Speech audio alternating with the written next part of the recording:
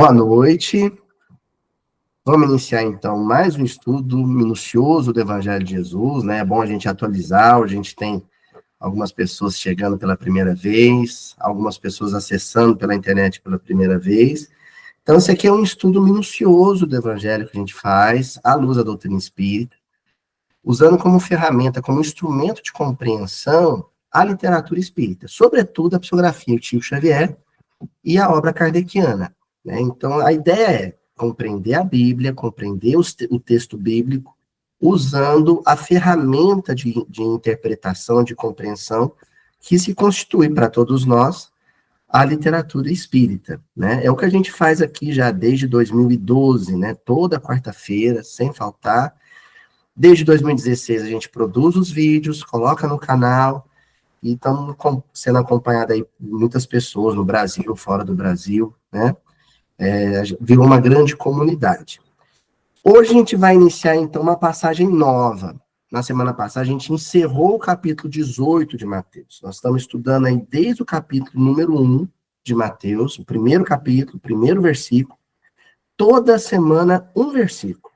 Então, a ideia de estudo minucioso, né, tem esse apelido carinhoso, humildinho, é a gente estudar o detalhe, a minúcia, né, a intimidade do versículo bíblico. Porque a palavra de Jesus, ela tem camadas de entendimento, né? É como se fosse um grande oceano, onde a gente pode mergulhar mais fundo conforme maior for o fôlego para isso, né? E a nossa ideia, a proposta do estudo é a gente ir até o limite das nossas possibilidades. Possibilidade de entendimento, as possibilidades de assessoria literária que Emmanuel nos oferece, sobretudo Emmanuel, né? Para a gente tirar essas camadas e ir aprofundando no entendimento da passagem. Terminamos a semana passada o capítulo 18, né? Vamos aí até lá no final do capítulo 28, né? Ou seja, ainda temos alguns anos de estudo do Evangelho de Mateus aí pela frente, já estamos juntos desde 2012, né? E hoje iniciamos o capítulo 19, que não é um capítulo fácil. E quando eu digo fácil, nem tanto é no quesito da exegese bíblica, né? No quesito da decodificação hermenêutica, ou seja, descompactar as nuances alegóricas, né, as nuances literárias, mais do que os ditos literais, né, daquilo que Jesus falou. A ideia é que ela é difícil, não no entendimento, mas na assimilação. É a típica passagem que Jesus é muito direto naquilo que diz, mas, conforme a própria passagem vai dizer, e eu vou compartilhar com vocês daqui a pouco, a nossa dureza de coração resiste. Nós somos meio que impermeáveis às ideias, às sugestões que Jesus nos apresenta nessa passagem. Entendeu? A gente é refratário às ideias que são propostas. É isso que constitui a dificuldade dessa passagem. Até porque a gente vai estudar a noção de divórcio para além do divórcio matrimonial. Não separei o que Deus juntou. Deus une pais e filhos, Deus une irmãos e irmãs, Deus une povos diferentes, às vezes, sob o teto de um mesmo país, Deus une pessoas diferentes dentro de uma casa espírita, pessoas diferentes dentro do ambiente profissional. E aí, isso é o que Deus juntou. Entenderam? Isso é o que Deus juntou. Quando a gente se desvincula, quando a gente rompe as relações afetivas, ou quando a gente é resistente à sugestão de aproximação que a vida nos apresenta, as circunstâncias nos apresentam, a gente está separando aquilo que Deus juntou. Então, a noção do que Jesus está dizendo nessa passagem é muito maior. O que a gente vai fazer é afunilar. A cada semana que passar, a gente vai restringindo mais o estudo até chegar em um aspecto. que é um aspecto muito grave, muito sério, que é a desvinculação de casais, né? É o fim do matrimônio. As implicações afetivas, o impacto psicológico que isso tem, sobretudo na vida das crianças, dos filhos, mas também no entorno, né? Amigos, familiares. A gente vai chegar nesse ponto. Mas hoje é um estudo de apresentação. E nesse estudo de apresentação, a gente vai apresentar a passagem todinha, tá bom? Então, hoje a gente vai ler a passagem toda, ou seja, saber o que, que a gente vai estudar entre os versículos 1 e 12 do capítulo 19, e em seguida a gente vai começar o aprofundamento do versículo 1 do capítulo 19, que é o que a gente pretende estudar, tá bom? Bom, a passagem é a seguinte: e aconteceu que, concluindo Jesus esses discursos, saiu da Galiléia e dirigiu-se aos confins da Judéia, além do Jordão. E seguiram-no muitas gentes, e curou-as ali. Então chegaram ao pé dele os fariseus, tentando-o e dizendo-lhe: é lícito ao homem repudiar sua mulher por qualquer motivo? Ele, porém, respondendo, disse-lhes: não tendes lido aquele que os fez no princípio, macho e fêmea os fez? E disse: portanto, deixará o homem pai e mãe e se unirá à sua mulher, e serão dois numa só carne. Aliás, um questionamento, né? E serão dois numa só carne? Assim, não são mais dois, mas uma só carne. Portanto, o que Deus ajuntou, não separe o homem. Disseram-lhe eles: então por que mandou Moisés dar-lhe carta de divórcio e repudiá-la? Disse-lhes ele: Moisés, por causa da dureza dos vossos corações, vos permitiu repudiar vossas mulheres.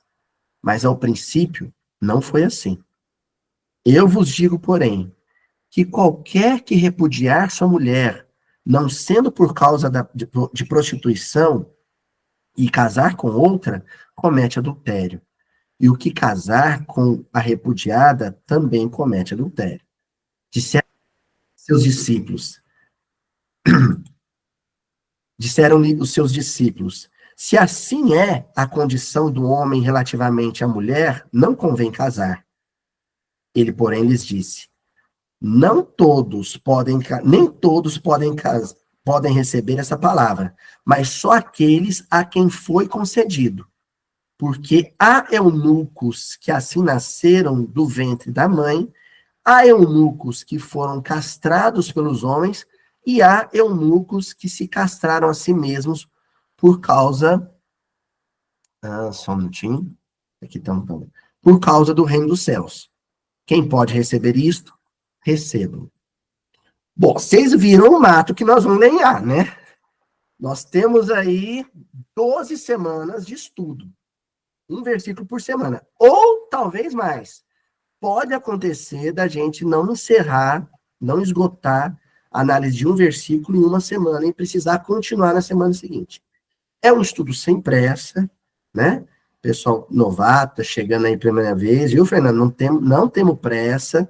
Se eu desencarnar, alguém vai continuar. Se algum de vocês desencarnarem, vai continuar aí lá no centro e estudar. Então, não precisa ficar preocupado, né? Tem que dar tempo de eu estudar. Não, a gente tem eternidade para acabar o livro de Mateus. Não temos pressa nenhuma. E vamos começar hoje, então, com o versículo 1. E sucedeu que, concluindo essas palavras, Jesus partiu da Galiléia e foi para o território da Judéia, do outro lado do Jordão. Aí a gente já pegou agora a tradução da Federação Espírita Brasileira, feita pelo Haroldo Dutra, né? Aqui é a tradução que a gente adotou, que a gente vai utilizar.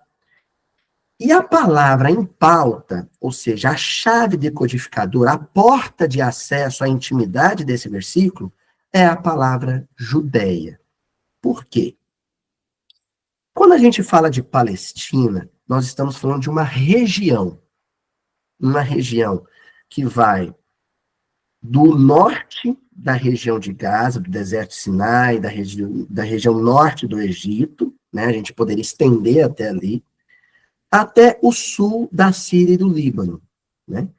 E tendo como limite leste-oeste o mar Mediterrâneo e o deserto da Judéia, o Rio Jordão. Então, essa é a chamada região da Palestina, né? Essa palavra Palestina vem de Filistine, vem de filisteus, porque quando Abraão chega lá, na tradição bíblica, claro, né? Nós estamos falando da história cronológica, né? E factual, ou factível. Então, quando Abraão chega na narrativa bíblica, ele se depara com uma série de povos que já viviam na região, dentre eles os cananeus, daí o nome Canaã, dentre eles os filisteus, daí o nome Filistim ou Palestina, né? Essa é a região onde se desenvolveu a civilização hebraica. Dentro dessa civilização, havia a subdivisão de regiões, que foi acontecendo ao longo dos anos, né? A primeira grande divisão, ou subdivisão de regiões, aconteceu durante o cisma entre o Estado de Israel, ou o Reino de Israel, que ficava ao norte, e o Reino de Judá, que ficava ao sul. Essa região onde se desenvolveu o Reino de Judá é o que a gente chama de Judéia. Muito pequenininha. Gente, para vocês terem uma noção, o Estado moderno de Israel, né, esse que se constitui após a Segunda Guerra Mundial, ele é menor que o Sergipe, né?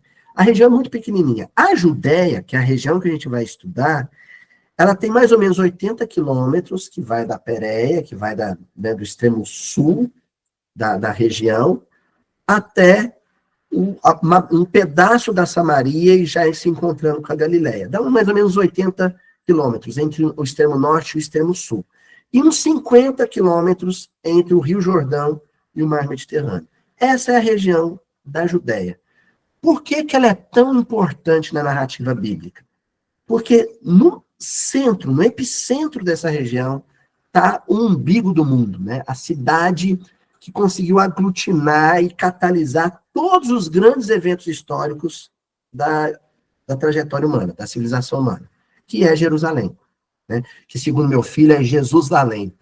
Ontem ele foi rezar, né, fazer uma prece, aí ele pediu: Jesus, para com essa guerra que está acontecendo em Jerusalém, ele falou.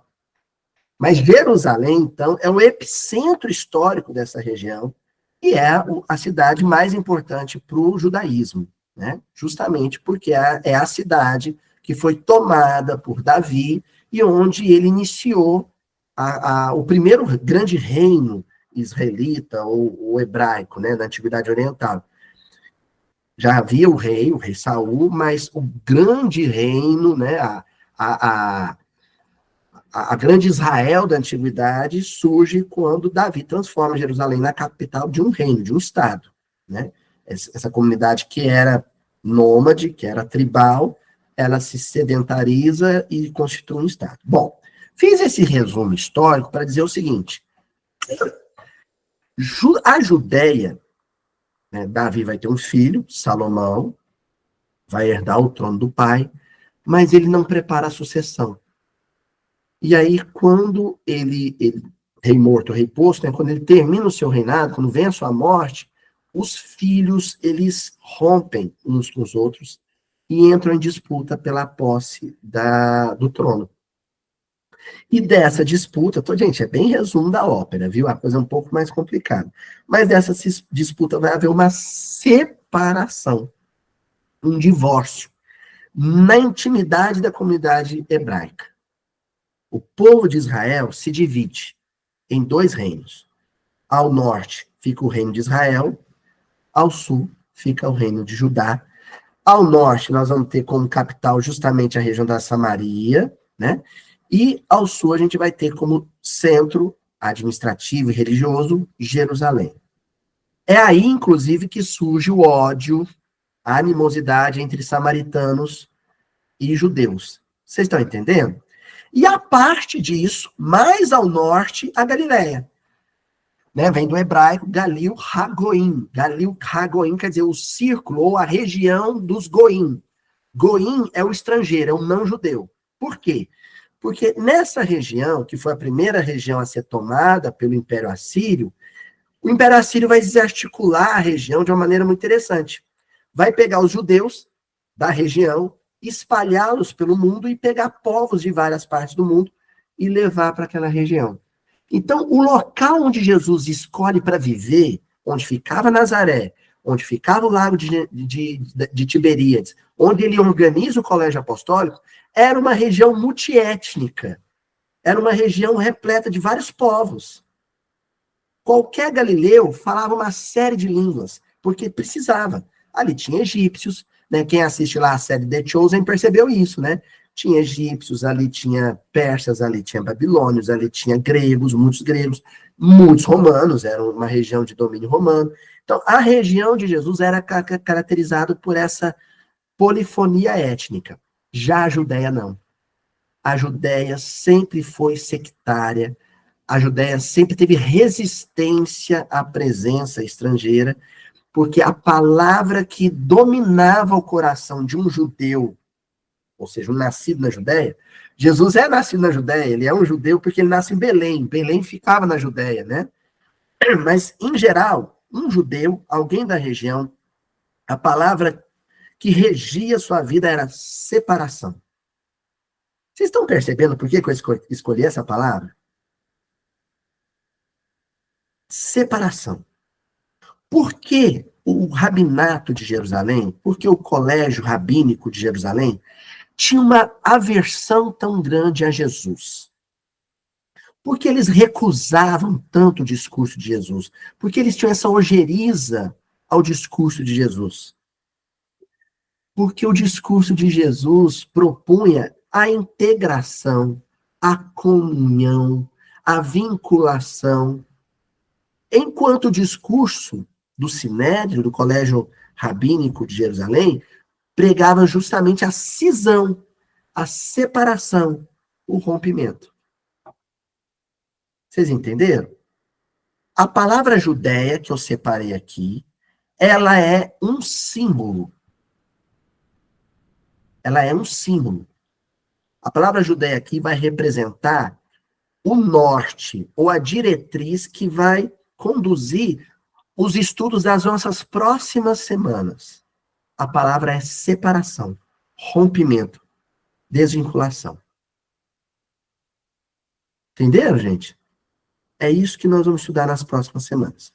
Hoje a gente vai fazer a coisa de uma maneira mais geral, vendo vários tipos de desvinculações, vários tipos de separação, de possibilidades de separação, até afunilar para aquela que a gente vai considerar assim a separação mais íntima que se dá dentro de uma família, que é quando pai e mãe decidem não viver juntos mais, tá? Nós vamos chegar lá.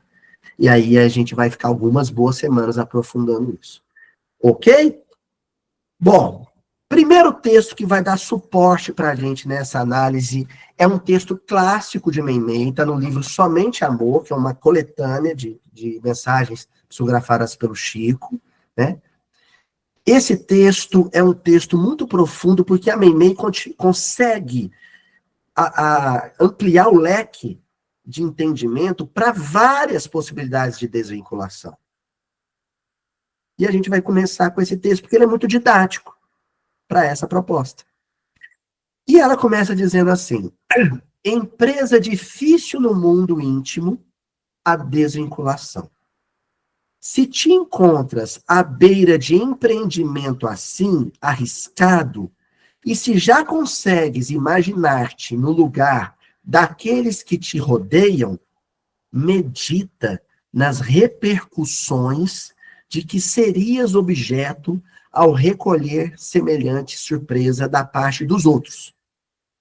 Então, vamos tentar primeiro, para analisar esse primeiro parágrafo do texto, fazer uma lista de possibilidades de desvinculação.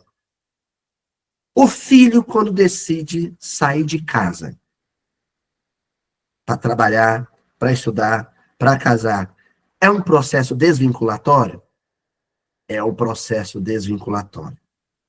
Vou agora perguntar principalmente aos pais mais velhos, porque eu sou um pai de uma criancinha de 6 anos, mas já sofro um pouco com isso. Vou perguntar aos pais mais velhos. É um processo fácil? Diz que tem até uma síndrome, né? A síndrome do ninho vazio. O meu pai, gente, quando a minha irmã casou, ela casou antes de mim. Quando minha irmã casou, e o meu pai entrou no quarto dela e o quarto estava vazio, meu pai chorou tanto, tanto, tanto, tanto, tanto, que teve que manter a cama de solteiro da minha irmã. E eu fiquei um tempo dormindo, eu era o solteirão da casa. Eu fiquei um tempo dormindo nos dois quartos. Para o meu pai não ter aquela sensação de ninho vazio. Não é um processo fácil. Se o filho, então, vai para outra cidade, então, nossa senhora, essa é uma possibilidade de desvinculação. Outra possibilidade de desvinculação, o afastamento entre amigos. Amigos que se querem bem, amigos queridos. A gente viveu isso tanto nesse processo louco aí da polarização, né? Pessoas que se queriam bem, que se amavam, e aí, em algum momento ocorre a desvinculação. Amizades de 20, 30, 40 anos que terminaram, que continuam acabando por vários motivos, né? Briga na sociedade, desentendimento na casa espírita, coisa louca. Amigos no ambiente religioso que se desvinculam afetivamente. Olha, a desvinculação entre irmãos,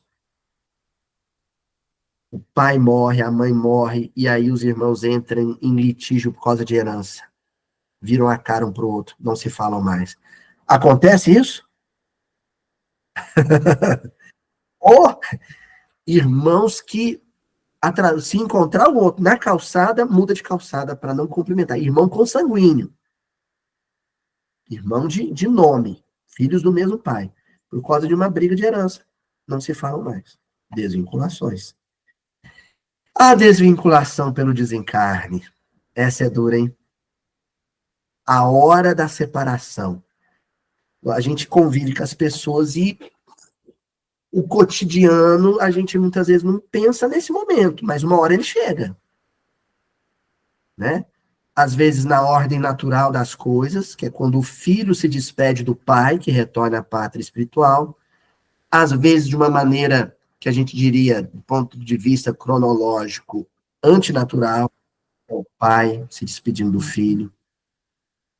Às vezes, a viuvez, né? Além da orfandade, a viuvez, o esposo tem que se despedir da esposa, mas essa é uma desvinculação inevitável também.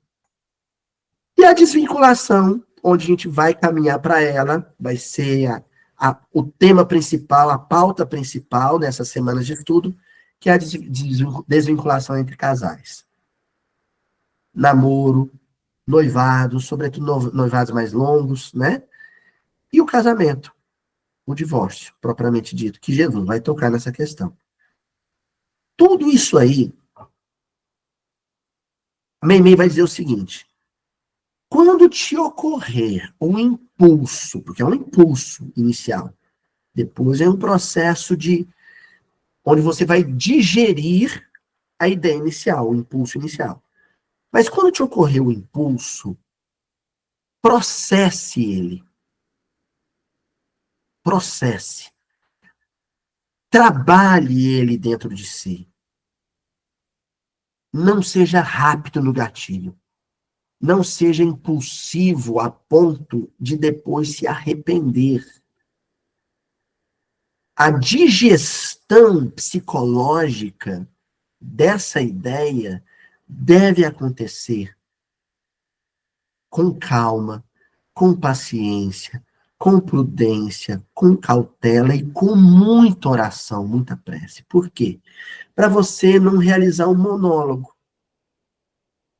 Para que haja um diálogo entre nós e a espiritualidade que nos assessora no mundo. Quando a gente faz uma prece, vem um impulso, vem o ímpeto de uma desvinculação. Sair da casa dos pais, separação de casais, né? Quando houver esse ímpeto de desvinculação, faz uma oração, busca o silêncio, busca a natureza, né? Que sugestiona ideias edificantes, inspiradoras, e assimila os pensamentos mais nobres. Abre uma leitura ao acaso e processa aquilo. Um dia, 2 dias, um mês, um ano se precisar, mais de um ano se precisar, antes da tomada de decisão. Por causa disso que ela fala aqui no final. Imaginar-te no lugar daqueles que te rodeiam. Medita, olha o processo de digestão que eu falei, né, de meditação. Medita nas repercussões de que serias objeto ao recolher semelhante surpresa da parte dos outros. E se eu tivesse no lugar, na posição de quem vai ficar e não de quem vai partir? Como isso impactaria a minha emotividade? Essa é a primeira pergunta que você vai ter que se fazer nesse processo de meditação, de reflexão. É o colocar-se no lugar do outro. É chamar para si um, um mecanismo empático, entendeu? Uma dinâmica interior empática. É empatia pura, legítima. Como eu reagiria se fosse abandonado ou deixado? Entendeu? E aí a Meimei continua. Certas separações apresentam na vida mental a gravidade de cirurgias determinadas nos tecidos orgânicos. Né? Vocês sabem disso. Eu estou passando por uma crise grave, né, de hérnia de disco. Em 2017, eu fiz uma cirurgia onde eu tive que tirar um pedaço do meu disco intervertebral. Quer dizer, é uma cirurgia. Tinha que ter um profissional, anestesia, uma equipe. Foram horas de cirurgia ali para ele tirar um pedacinho, gente, de 2 centímetros do meu disco que estava pegando o nervo ciático. Que, inclusive, eu consegui herniar o mesmo disco, né? Eu sou um cara, sou craque, né? Eu consegui herniar o mesmo disco. Mas aí, essa segunda cirurgia eu não quis fazer. Em 2022, ela estava marcada, eu desmarquei ela. Trabalhei, perdi 20 quilos, pilates. Por quê? Porque é um processo cirúrgico. O meu médico, muito consciente, falou assim: você vai fazer fisioterapia, você vai fazer dieta, você vai mudar de estilo de vida para adiar isso, para pensar se você quer isso mesmo. E aí eu cheguei à conclusão que não. Convivo com isso. Agora estou em outra crise. Mas desde 2022 que eu convivo com isso. Eu resolvi conviver com essa dor, com essa dificuldade. Vocês estão percebendo que isso é análogo, por exemplo, a um divórcio matrimonial? Às vezes uma relação é dolorosa. O convívio com aquilo é doloroso. Eu sou casado com a minha hernia de disco. A gente vive junto. E tem hora que ela me incomoda. E tem hora que eu prejudico ela com os meus desregramentos. Mas a gente vai dialogando. Vem um momento de crise. E aí eu vou trazer de novo para vocês, eu já falei isso aqui algumas vezes, uma palavra grega, um radical, uma raiz da língua grega, que é muito oportuno para a gente entender isso, que é o radical cri. Né? Se a gente transliterar do alfabeto grego, seria o CRY, cri. Da onde vem crise, da onde vem crítica, de onde vem critério, essas palavras da língua portuguesa, todas vêm dessa raiz grega, cri, que é o trabalho do garimpeiro. O garimpeiro, ele pega lá a cabatéia, o cascalho do rio, ali ele tem que separar o diamante, a pepita de ouro, do cascalho, do entulho. O que for ruim, ele descarta. O que for precioso, ele guarda. Aí, então, ele tem que ter critério, o que reluzir é precioso, ele separa. Ele vive um momento crítico, porque ele corre o risco de descartar um diamante, uma coisa preciosa, ou pegar uma pedra falsa, então é um momento crítico. Aquele momento tenso em que ele está separando a pedra preciosa do cascalho é um momento de crise. Casamento vive crise. Eu estou vivendo uma crise ortopédica, músculo-esquelética. E o momento de crise é o momento que você fala assim, o que tem de errado? O que eu preciso mudar? O que eu preciso avaliar? O que tem que permanecer E o que tem que ser descartado na minha vida? Entendeu? Você tem que fazer autocrítica. Você tem que ter um critério. O fiel da balança é o evangelho. É as orientações de Jesus. E viver essa oportunidade santa, que é a experiência de crise. Ela é maravilhosa. Porque é onde você vai reavaliar. Reavaliar uma série de coisas. A Mimi está dizendo isso. Uma cirurgia, a necessidade de uma cirurgia é um momento crítico. Você só cogita a possibilidade de uma cirurgia se você está em crise. E o que é uma cirurgia? Uma cirurgia é quando você vai separar uma coisa da outra. Vai descartar do seu corpo um tumor. Vai descartar do seu corpo um disco herniado, um disco vertebral herniado. Vai descartar do seu corpo, sei lá, um apêndice. Vai descartar do seu corpo um dente. Não é assim? É um processo cirúrgico. Agora, olha que bonito que a Meimei vai dizer. Ô, gente, eu tô achando que nós vamos ficar nesse versículo mais uma semana, viu? Ó, olha o que a Meimei vai dizer.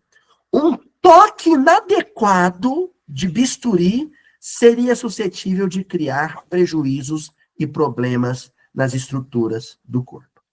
Se o médico amanhecer, cirurgia eletiva, o médico amanheceu com uma enxaqueca, ele desmarca a cirurgia. Se ele está com uma gripe, ele desmarca a cirurgia. Se ele se excedeu em alguma medicação e está com tremor, ele desmarca a cirurgia. Por quê? Porque um movimento errado de bisturi e ele deixa alguém paraplégico. Um movimento errado de bisturi e ele provoca uma cirurgia e o paciente vem a óbito. Não pode ter erro. Porque ali ele vai promover, com bisturi, uma desvinculação.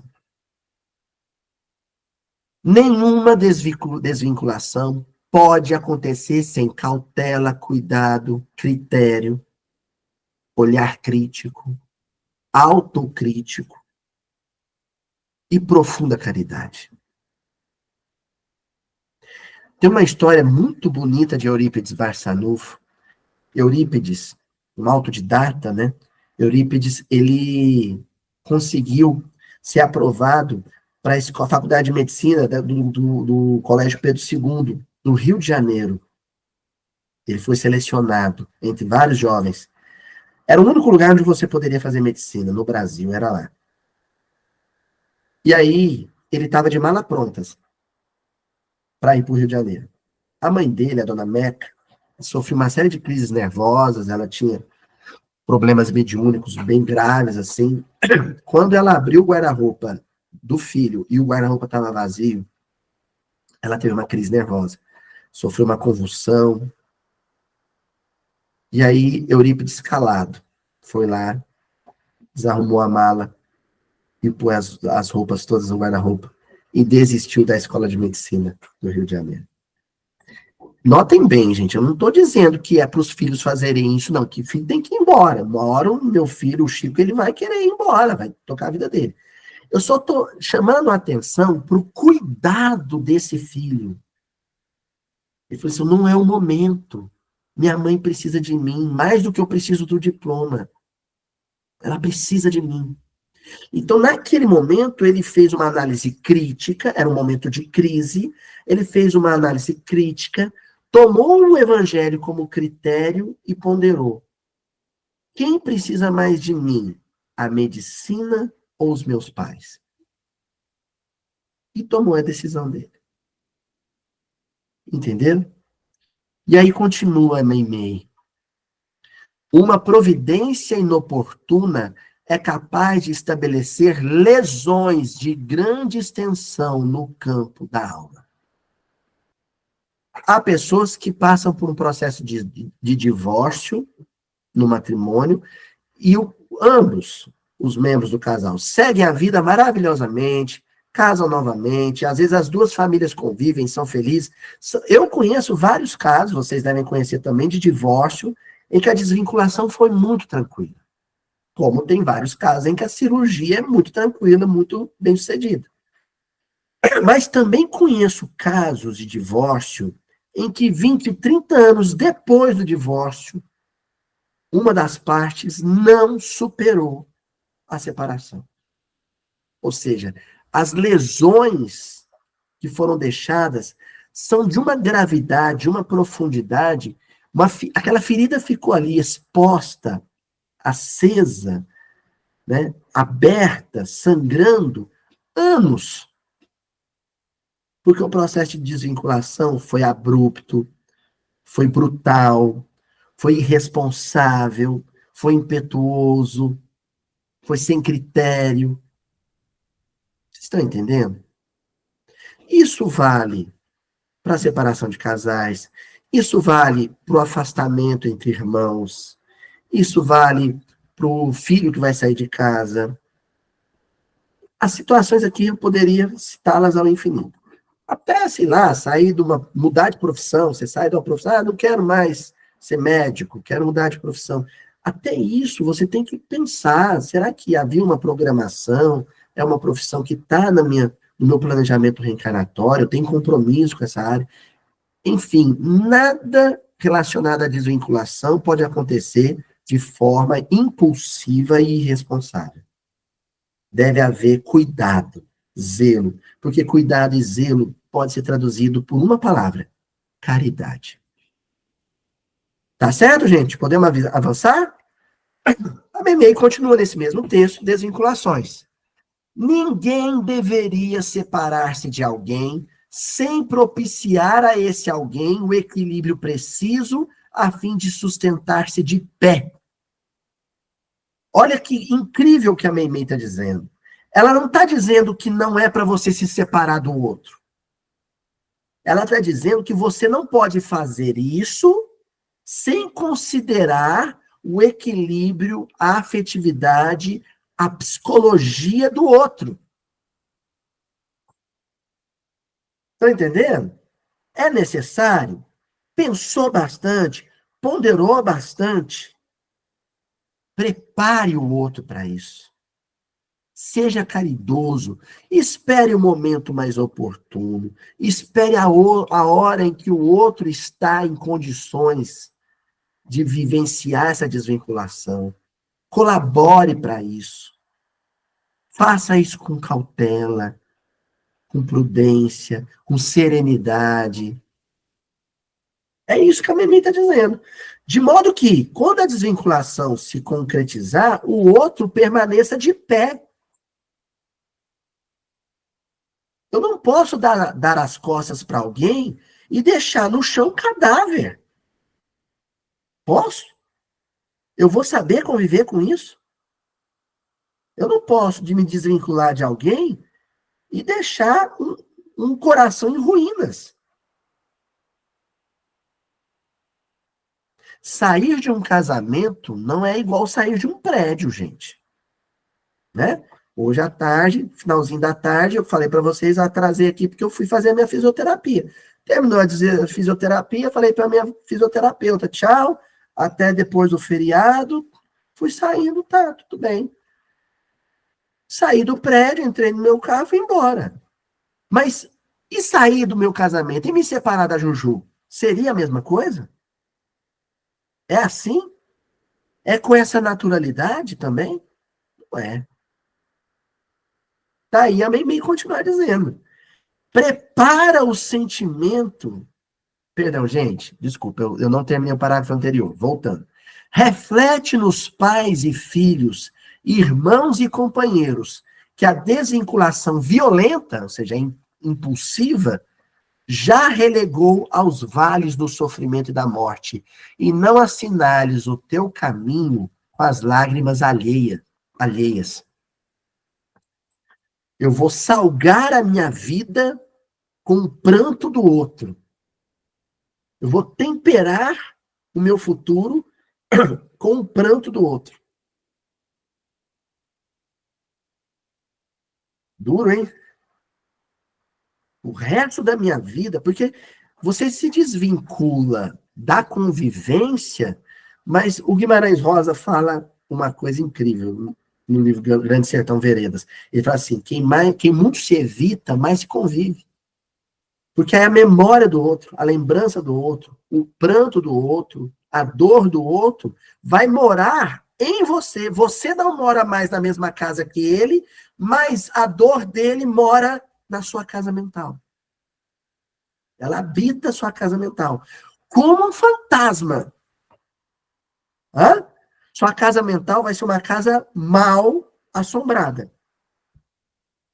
O coração que você deixou despedaçado com uma desvinculação irresponsável, ele vai te assombrar a consciência. Entendeu? Olha, Meimei. Prepara o sentimento das criaturas que te compartilham as experiências do dia a dia, antes de entregar-te às renovações que desejas. Simples assim. Prepara.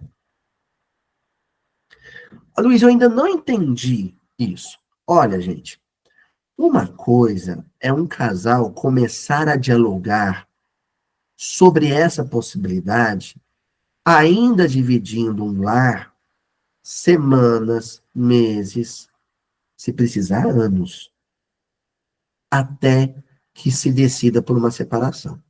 Outra coisa é uma esposa, por exemplo, vou pegar uma esposa como um exemplo, uma esposa, casualmente, ou através de uma denúncia, descobrir que o marido tem uma vida extraconjugal.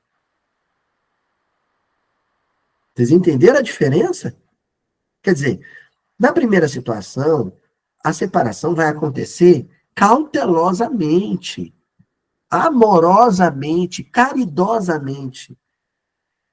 Na segunda situação, ela vai acontecer violentamente, abruptamente, brutalmente. Não é o mesmo processo. Consequentemente, as consequências não vão ser as mesmas, os resultados não vão ser os mesmos. Ninguém é obrigado a ficar com o outro. Isso é uma lei da vida. Você não é obrigado a ficar com uma pessoa. Deus nos concedeu o livre-arbítrio. Você não é obrigado a ficar com uma pessoa. Mas você é obrigado, pelas leis que regem a consciência, a se desvincular do outro de uma maneira caridosa, amorosa, respeitosa. E leal. E leal. Certo? Avançando, então, agora vamos para outro texto do Emmanuel, livro Palavras de Vida Eterna, do Emmanuel, capítulo 75. Libertemos. Agora a gente vai o processo contrário. Primeiro a gente falou da responsabilidade daquele que vai.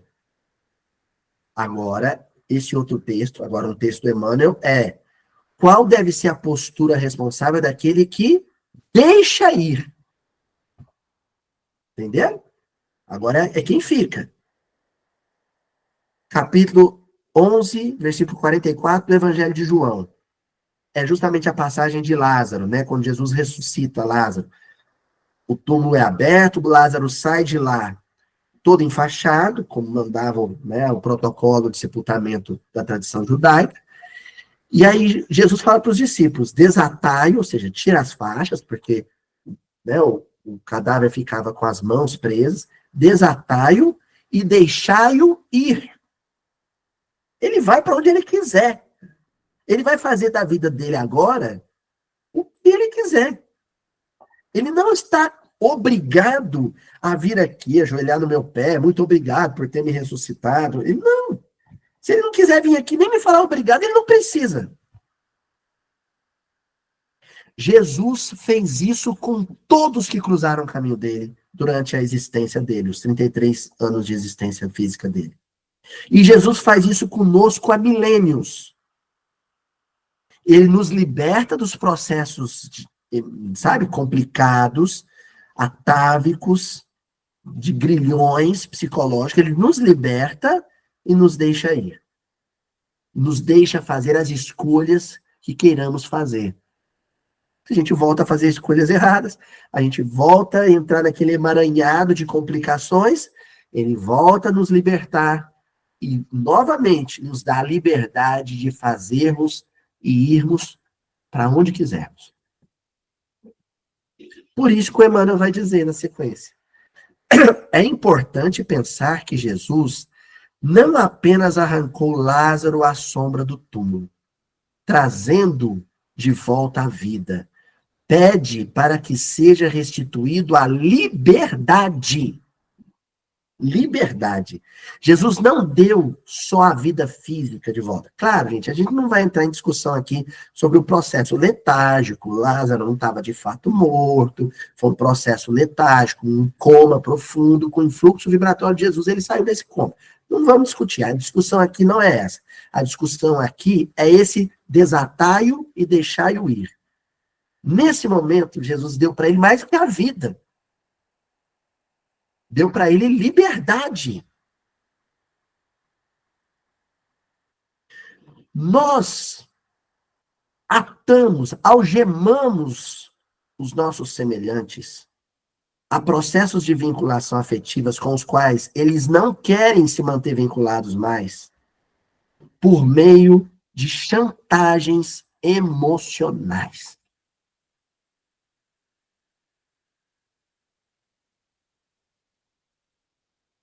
Não foi o caso de Eurípides, porque Eurípides depois provou, quando ele rompe com o catolicismo da família e se torna espírita, ele provou que se precisasse romper, ele rompia. Ele não se submetia a chantagens emocionais, ele ficou por caridade. Mas quantos e quantos filhos não conseguem se desvincular, já adultos, não conseguem se desvincular dos pais, porque os pais os chantagiam emocionalmente, sistematicamente. Filhos casados que não conseguem viver uma vida autônoma com o cônjuge, com a esposa, com o esposo, porque os pais não os deixam se desvincular. Os pais, marcação cerrada, estão lá de cima, dirigindo, inclusive, a vida do casal. Quer dizer, atrito constante dentro do casal. Por quê? Porque o seu pai, sua mãe está aqui o tempo inteiro.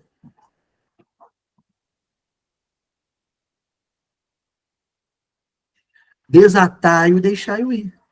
Olha, gente, depois que a tesourinha cortou o cordão umbilical, ali começou um processo de desvinculação que um dia vai se consolidar. Quando você vê o guarda-roupa vazio, hein? Avisa aí para os pais que os filhos estão já ficando adultos. E essa desvinculação é importantíssima. Desatai-o e deixai-o ir. Ó, desatai-o e deixai-o ir, diz o Senhor. O companheiro redivivo deveria estar desalgemado para atender às próprias experiências. O outro precisa viver as experiências que ele decidir viver.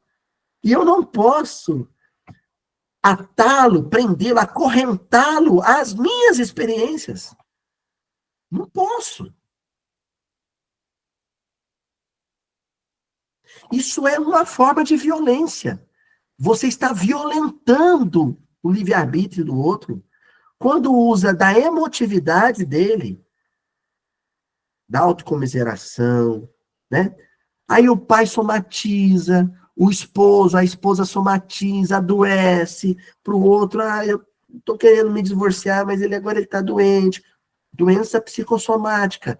O inconsciente adoeceu, porque sabe que a doença vai manter o outro vinculado. Comigo aconteceu um processo meio que inverso, assim, eu agradeço a minha mãe. A minha mãe, os meus pais se separaram, eu já estava adulto, eu estava com 25 anos, né? Mas eu era um filho solteiro. E aí eu continuei com a minha mãe, né? Até os meus 34 anos. Olha, fiquei um filho mais velho, morava eu e minha mãe, minha companheira, tinha minhas namoradas, mas ia no cinema com a minha mãe, a gente ia no restaurante, eu e ela. Tínhamos uma vida em comum aqui. Aí eu conheci a Juju aos 30, começamos a namorar, todo final de semana eu ia lá para Araxá, decidimos nos casar. E eu temia como é que a minha mãe ia reagir a esse processo de desvinculação tardia. Eu estava com 34 anos, e ela ia ficar sozinha. porque separada do esposo, a filha mais velha já casada, e eu preocupado com isso, né? E aí eu me lembro que no dia que a gente casou lá em Araxá, foi um casamento muito comédia, gente. Eu e a Juju, a gente casou numa padaria. A gente queria casar de manhã e achamos uma padaria que tinha um salão. No meu casamento teve pão de queijo, pão com manteiga, suco de laranja. A gente casou numa padaria. E uma amiga minha, a Sheila Passos, dona Joana, ela ia vir para comentar o evangelho no meu casamento, mas aí a tia dela adoeceu, ela não pôde vir. E de improviso eu tive que comentar as bodas de Caná, eu fiz o comentário do meu evangelho. Aí a avó da Juju, que é evangélica, falou assim, esses espíritos é muito esquisito. Eles casam na padaria e o padre é o noivo, né? E foi assim meu casamento. Mas um dia antes do meu casamento, um dia antes de eu ir em Araxá, eu aqui em casa chorando, em prantos, arrumando minha mala, porque ia ser o dia que eu ia deixar o meu guarda-roupa vazio e deixar minha mãe. E minha mãe dando gargalhadas. Era um dia de tarde, porque ela era viciada naquela novela O Cravo e a Rosa. Quem lembra dessa? E estava passando no Vale a Pena ver de novo. E eu chorando, mãe, é nosso último momento, eu vou vivendo aqui nessa casa. Ela, deixa eu escutar a novela, menino. E chegou uma hora que eu entrando no carro para ir para Araxá, e ela ia só no dia seguinte. E eu, mãe, eu tô indo embora. Ela, eu não posso agora porque o Petrúquio vai beijar a Catarina. E foi assim a minha desvinculação afetiva com a minha mãe. Estou contando essa história engraçada porque minha mãe foi muito legal nesse processo desvinculatório. Foi muito bacana, foi muito tranquilo. Eu chorei uns dias.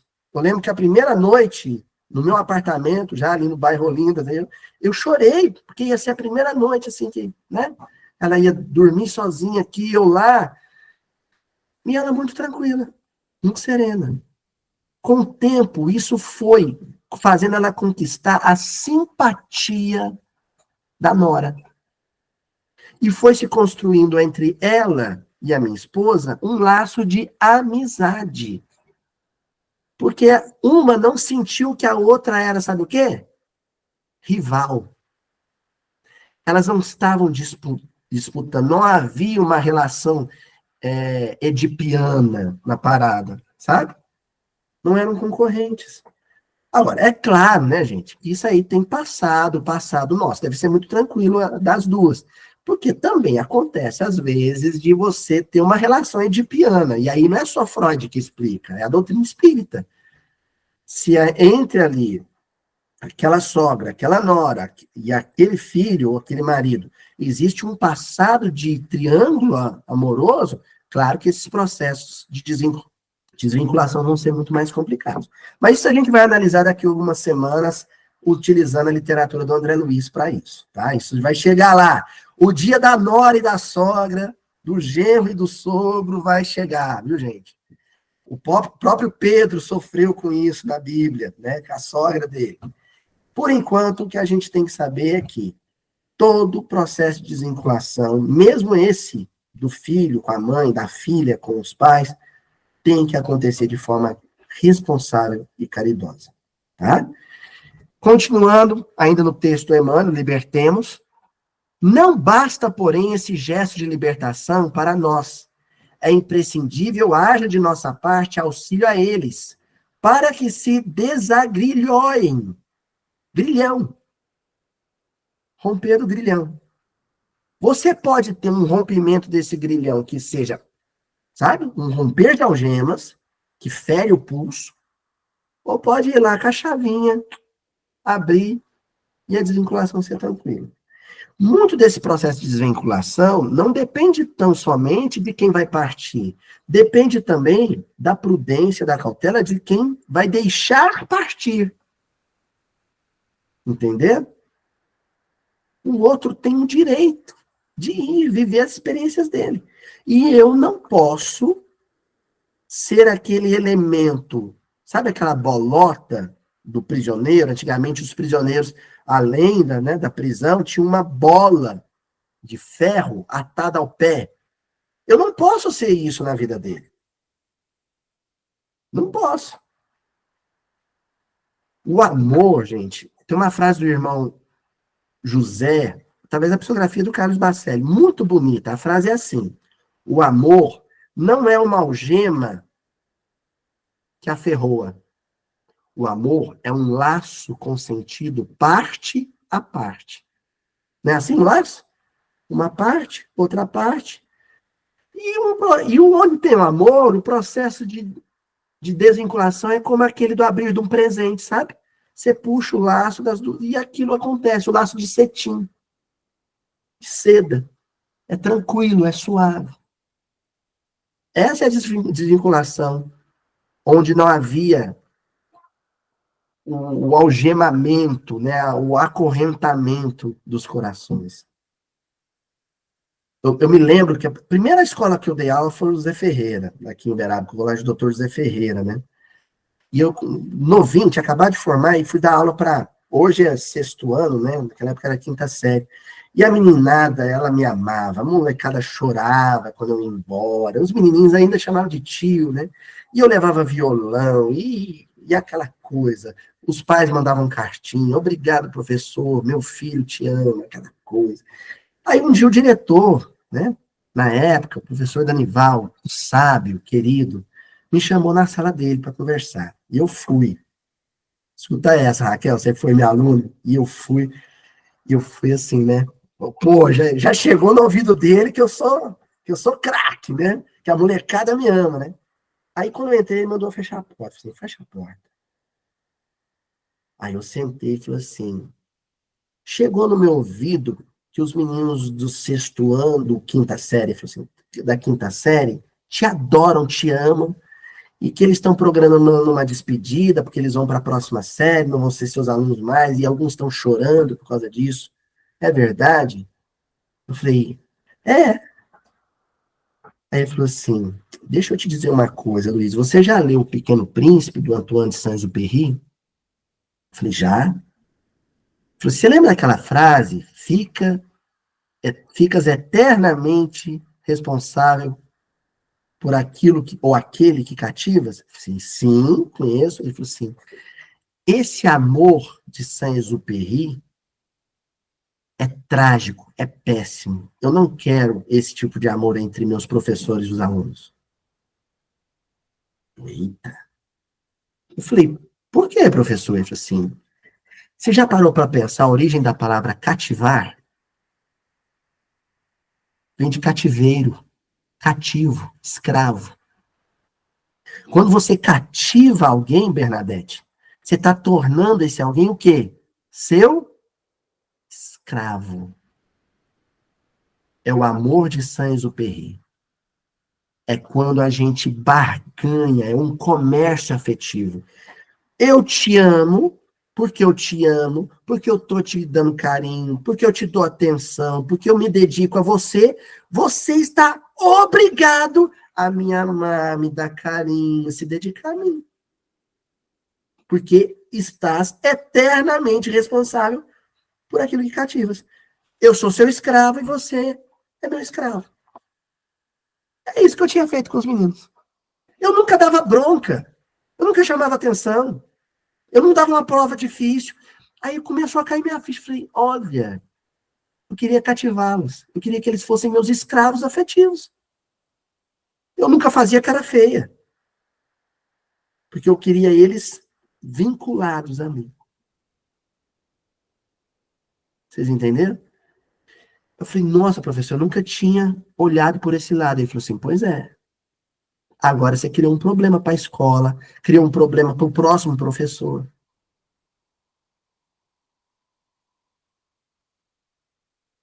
A gente tem que tomar cuidado com essa relação onde você se doa 100%, mas como uma barganha afetiva.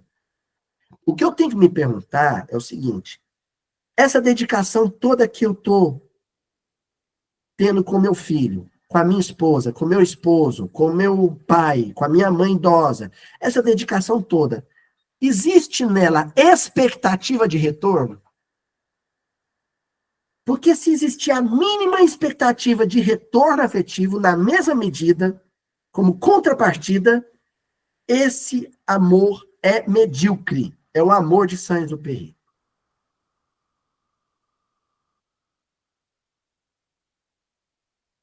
E tem um outro amor na literatura que também é infeliz. Aí esse depois eu refleti sobre ele por conta.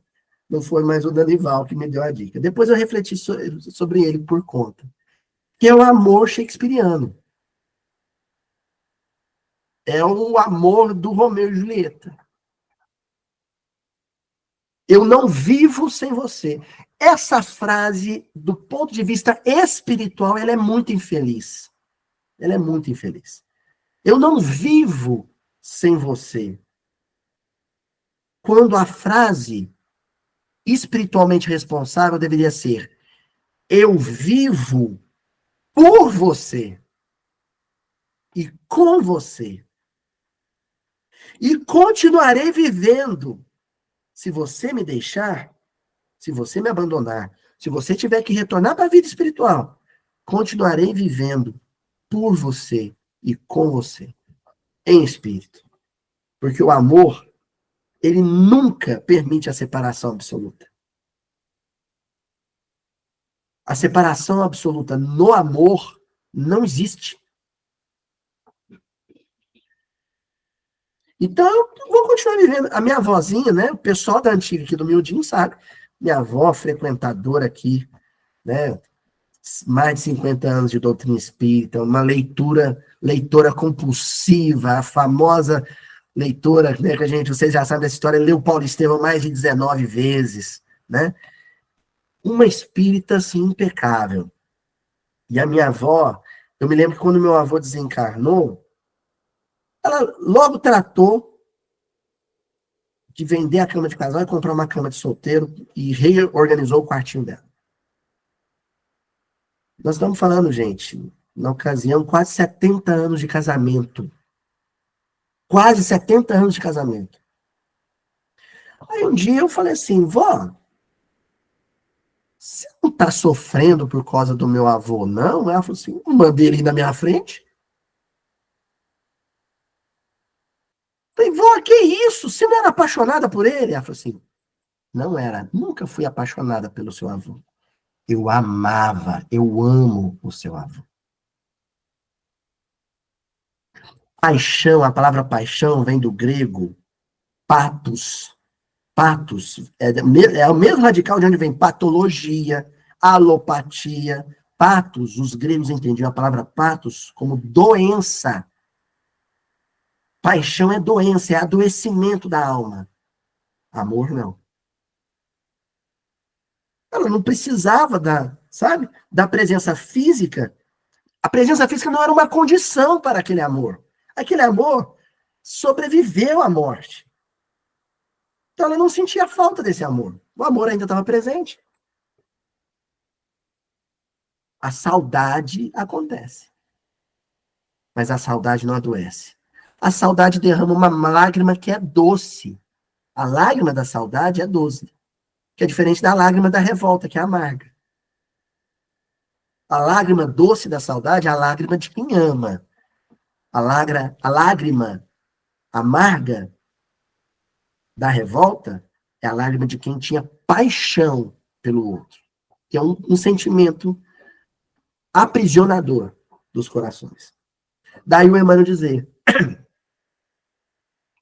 em relação àqueles que quiseram ir, nem condená-los, nem azedar-lhes o sentimento, mas sim exonerá-los de todo compromisso, ajustando-os a si próprios.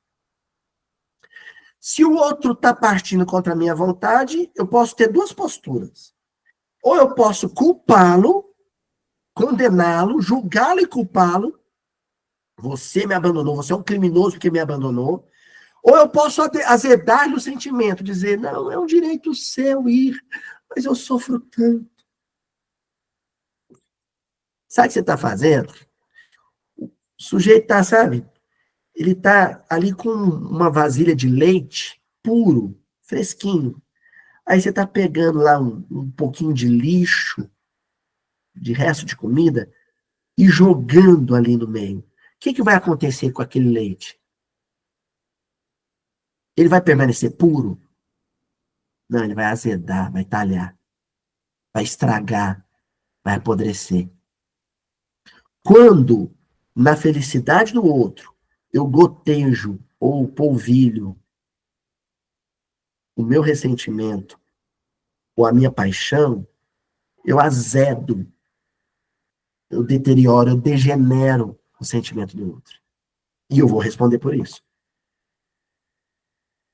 Daí o Emmanuel continua dizendo: aqueles que libertamos de qualquer obrigação para conosco, entregando-os à bondade de Deus, mais cedo regressam à luz da compreensão.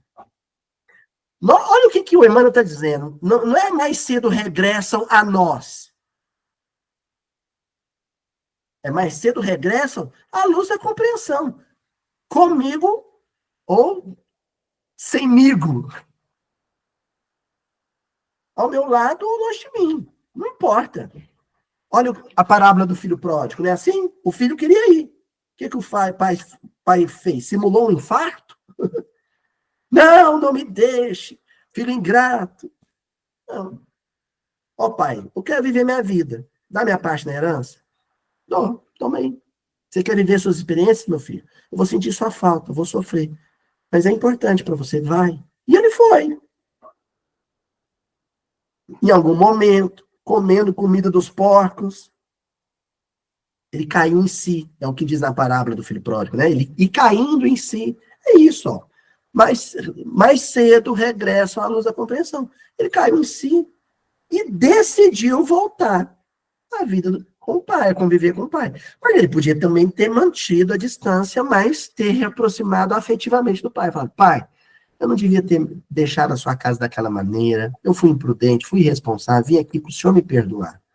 Tudo bem, meu filho. Aí abraça o pai, perdoa o pai, mas toca a vida dele.